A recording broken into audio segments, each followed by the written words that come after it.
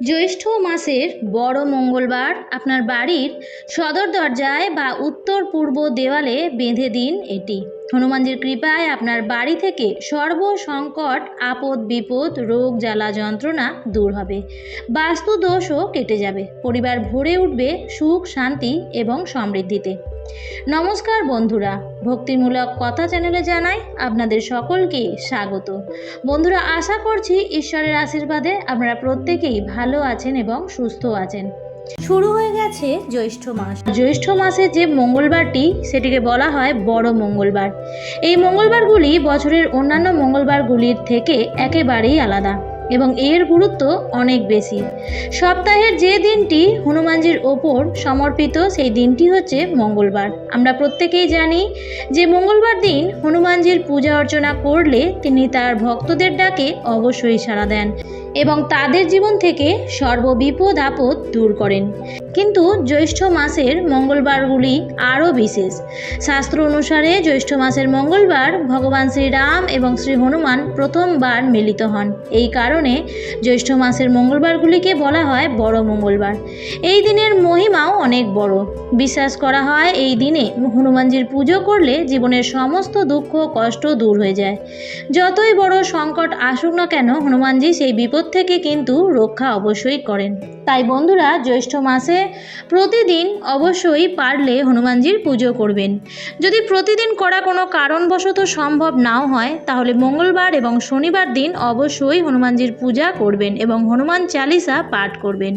পূজা অর্চনার সাথে সাথে যদি এই জিনিসটি আপনারা জ্যৈষ্ঠ মাসের বড় মঙ্গলবার দিন বেঁধে দেন আপনার বাড়িতে বা রাখতে পারেন, তাহলে 1 বছরের মতো হনুমানজি আপনার পরিবারকে সর্বসংকট থেকে দূরে রাখবেন। কোনো রকম আপদ বিপদ আপনার পরিবারে আর আসবে না। কারোর কুনজর আপনার পরিবারের ওপর লাগবে না। তাই আমার সকল বন্ধুদের কাছে একটাই অনুরোধ করব যে ভিডিওটি স্কিপ না করে সম্পূর্ণরূপে দেখুন এবং দেখার পর যদি ভালো লাগে তাহলে অবশ্যই ভিডিওটিতে একটি লাইক করবেন এবং কমেন্টসে লিখবেন জয় শ্রীরাম। এবং বন্ধুরা, অবশ্যই ভিডিওটি শেয়ার করবেন আপনাদের নিকট আত্মীয় স্বজন এবং বন্ধুবান্ধবদের সাথে। চলুন বন্ধুরা, আসা যাক মূল পর্বে। প্রথমেই আপনাদের বলে দিই এই কাজটি আপনারা কিভাবে করবেন এবং কি কি সতর্কতা অবলম্বন করবেন। এই দিন ঘুম থেকে একটু তাড়াতাড়ি আপনাকে উঠতে হবে এবং চেষ্টা করবেন সূর্যোদয়ের আগে শয্যা ত্যাগ করার।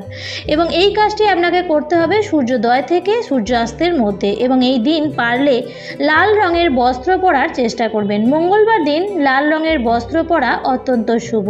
তবে স্নান করবার আগে ঘর বাড়ি ভালো করে পরিষ্কার পরিচ্ছন্ন করে নেবেন এবং স্নান সেরে তারপর গোটা ঘরে গঙ্গা জল ছিটিয়ে দেবেন এবং হনুমানজিকে লাল রঙের আসনের ওপর বসাবেন এবং লাল ফুল দিয়ে হনুমানজির পুজো করে নেবেন।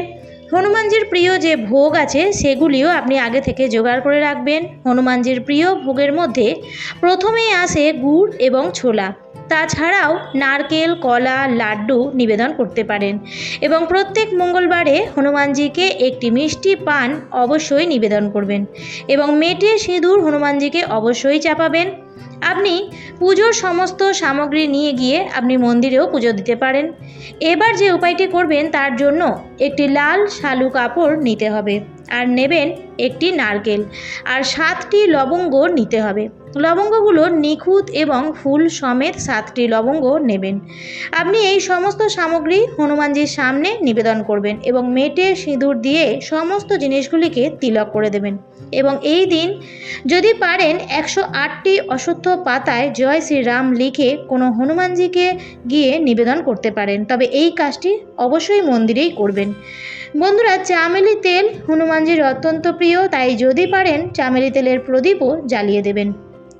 এরপর বন্ধুরা, যেভাবে নিত্য পুজো করেন সেইভাবেই নিত্য পুজো করে নেবেন এবং হনুমানজিরও পুজো করে নেবেন। এরপর কিছুক্ষণ পরে আপনারা যে সামগ্রীগুলি হনুমানজির চরণের কাছে নিবেদন করেছিলেন, সেই নারকেল এবং 7টি লবঙ্গ, এই সামগ্রীগুলি লাল শালু কাপড়ে ভালো করে বেঁধে নেবেন এবং সেটি নিয়ে আপনি আপনার ঠাকুর ঘর থাকলে সব থেকে ভালো হয়, সেই ঠাকুর ঘরের উত্তর পূর্ব দেওয়ালে আপনি রেখে দিতে পারেন। যদি ঠাকুর ঘর না থাকে, ঠাকুরের সিংহাসন থাকে, তাহলে ঠাকুরের সিংহাসনেও রাখতে পারেন।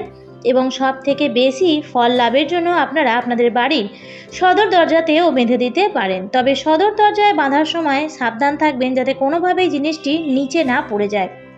এই জিনিসটি যদি আপনার বাড়িতে থাকে তাহলে আপনাদের বাড়ির ওপর কোনো রকম আপদ বিপদ ছুঁতে পারবে না এবং হনুমানজির দৃষ্টি সদা সর্বদা আপনাদের পরিবারের ওপর থাকবে।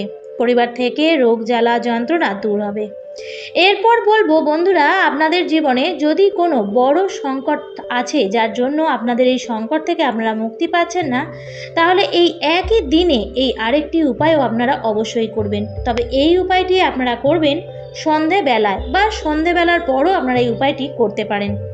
তবে একটা কথা বলবো, প্রয়াস বা ইচ্ছা শক্তি হচ্ছে সব থেকে বড় শক্তি। আপনি কর্মের মধ্যে লেগে থাকলেই তবেই কিন্তু সেই কর্মে সফলতা পাবেন, আর ঈশ্বর সদা সর্বদা আপনাকে তখনই আশীর্বাদ করবেন। আর কর্মবিমুখ মানুষদেরকে কখনোই ঈশ্বর আশীর্বাদ করেন না। তাই বন্ধুরা, কর্মের সঙ্গে সঙ্গে হনুমানজির উপায়টি অবশ্যই করুন, আর এই উপায়টি করলে হনুমানজির কৃপা অবশ্যই পাবেন, যে কোনো অনিষ্ট থেকে আপনাকে মুক্তি দেবে এবং সাথে সাথে শুভ ফল আপনাকে দেবে। এই বিশেষ উপায়টি আপনারা নিজেদের গৃহে অথবা যে কোনো হনুমানজির মন্দিরে গিয়েও করতে পারেন। এবার বলি, যদি এই উপায়টি আপনি মন্দিরে করতে চান তাহলে আপনাকে নিতে হবে একটি মাটির প্রদীপ এবং প্রদীপের মধ্যে যে সলতেটি ব্যবহার করবেন সেই সলতেটি যেন লাল সুতো দিয়ে তৈরি থাকে এবং সর্ষের তেল দিয়ে সেই প্রদীপটি জ্বালাবেন। আর গৃহে যদি এই উপায়টি করেন তাহলে আপনাকে নিতে হবে আটার তৈরি একটি প্রদীপ, আর সেই প্রদীপের মধ্যে লাল সুতোর সলতে করে সর্ষের তেলের পরিবর্তে আপনি এখানে গাওয়া ঘি দিয়ে এই প্রদীপটি জ্বালাবেন। হনুমানজির উদ্দেশ্যে এই বিশেষ প্রদীপটি জ্বালিয়ে একটি গোটা ফুল সহ লবঙ্গ আপনি নিয়ে নিন। তবে খেয়াল রাখবেন এই লবঙ্গের ফুল যেন ভেঙে চুরে না যায়। ঠিক তারপরে আপনি আপনার ডান হাতের মুঠোয় এই লবঙ্গটি রাখুন এবং 21 বার জয় শ্রীরাম এই কথাটি উচ্চারণ করতে থাকুন মনে মনে।